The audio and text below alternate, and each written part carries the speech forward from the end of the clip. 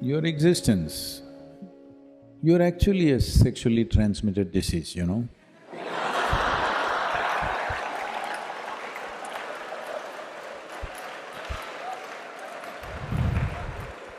It is the basics of life, you are born because of that, I'm saying. Not your sexuality, somebody else's.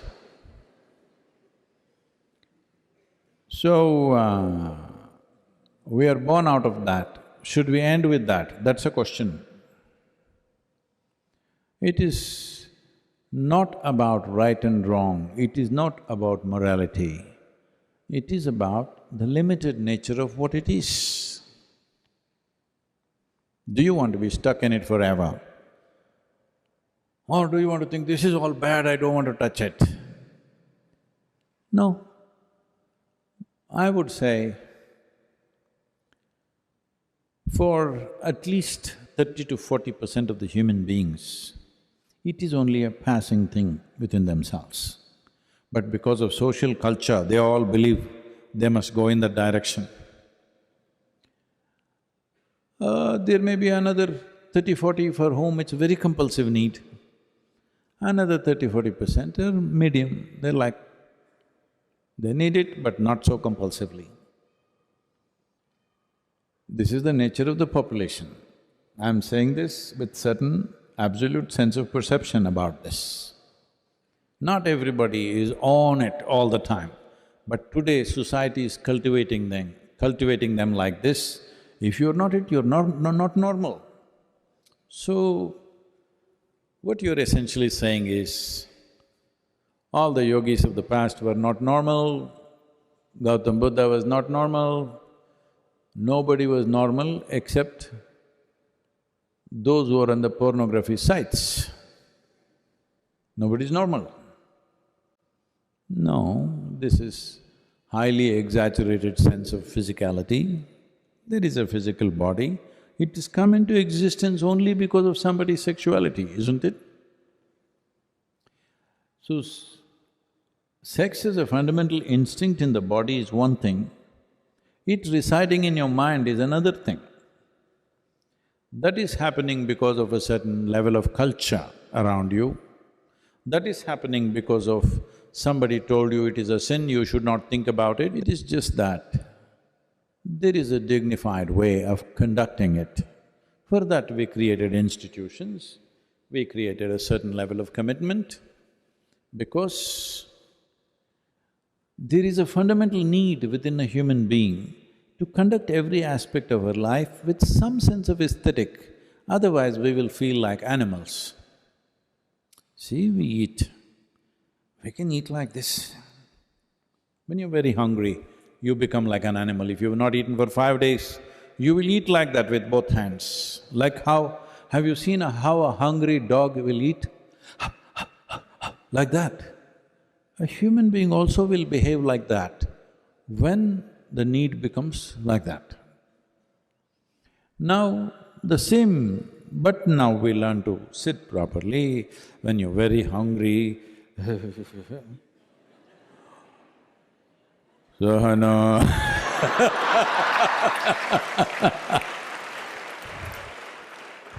some brahmachari is showing you his lung power.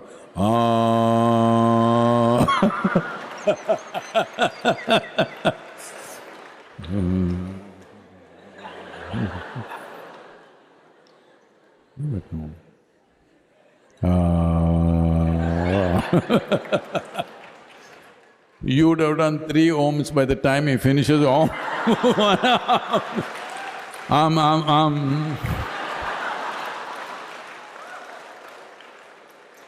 Because when something is very needed for you, just if you wait 2 minutes, you will see what is compulsive becomes conscious. Food, sex, sleep and death. These are 4 things which are compulsive.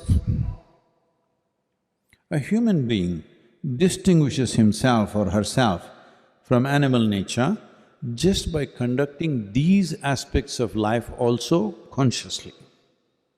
That is when If you do these things like any other creature on the planet, the moment you see somebody like that, you say, "Oh, it's like animal, isn't it?" So, instinctually, there is a certain compulsiveness, but you have an intelligence which can make you conscious and conduct that aspect of life consciously.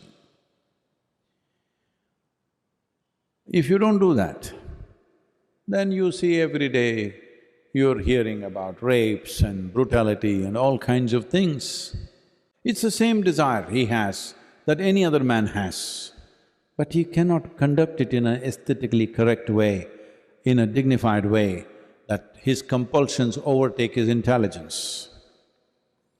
So, first thing is,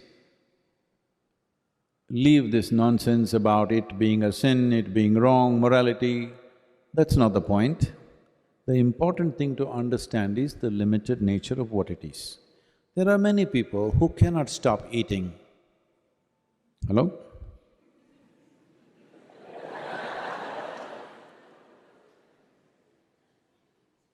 It's just a good thing about eating is, if you can't stop eating, it'll be immediately noticed by everybody who did not see you eating also. Similarly, there are some people with sexuality, there are some people who fall asleep wherever they are. Satsang is a good place.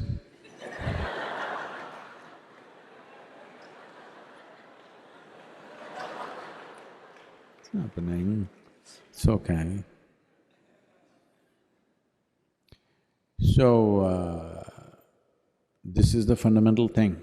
These basic instincts that we have in our bodies of food, sex, sleep and death, when you conduct these four things consciously, that is when you are a human being, including death, I'm saying. That is when you are a genuine human being. Otherwise, it's an evolutionary lapse. So what can I do, Sadhguru? It's evolution. No, that is the whole thing. Once you become a human being, evolution is by choice. Will you evolve or will you not? When you were a monkey, you did not choose to become human, but once you become a human being, what kind of human being do I want to be is your choice. At a certain moment of compulsion, you may think, I don't have choice. No, you have choice. You have not learned how to exercise that choice. Still instincts are there, but you can conduct it by choice, not by compulsion. That's the difference. All of you are born out of sex, but should you live for this for the rest of your life? This is a choice. This is a choice. It is an element of your body, it is not the whole of it. It is an element of who you are, it is not the entirety of who you are. Essentially, it is a longing. What we long for can be transformed, isn't it? When you were a child, you were longing for a peppermint. As you grow up, you long for something else. Right now, you're a young adult, you're longing for something. But longings keep changing, isn't it? This longing, will it change by the compulsions of time, or will it change by choice, by conscious choice? It is not about, you must give up this, you must give up that, you must become like this, you must become like that. There are also ways for that. That one who wants to transcend can transcend. It is not a giving up. If you transcend, you are free from everything. But the most important thing is, even when you're in it, are you a conscious choice or are you a compulsive animal? This is the thing, because the essential difference between a human being and animal is their instinctive reaction to life. We are a conscious response to life. Exercise that. It's all right, you don't have to feel guilty, you don't have to feel, oh, I'm sexually driven, so I'm not spiritual. You're driven, so you can make it into a spiritual process. Instead of being driven, if you become the driver, that is the spiritual process. You want to be driven by something or you want to be the driver? If you are the driver, that is the spiritual process. Namaskar.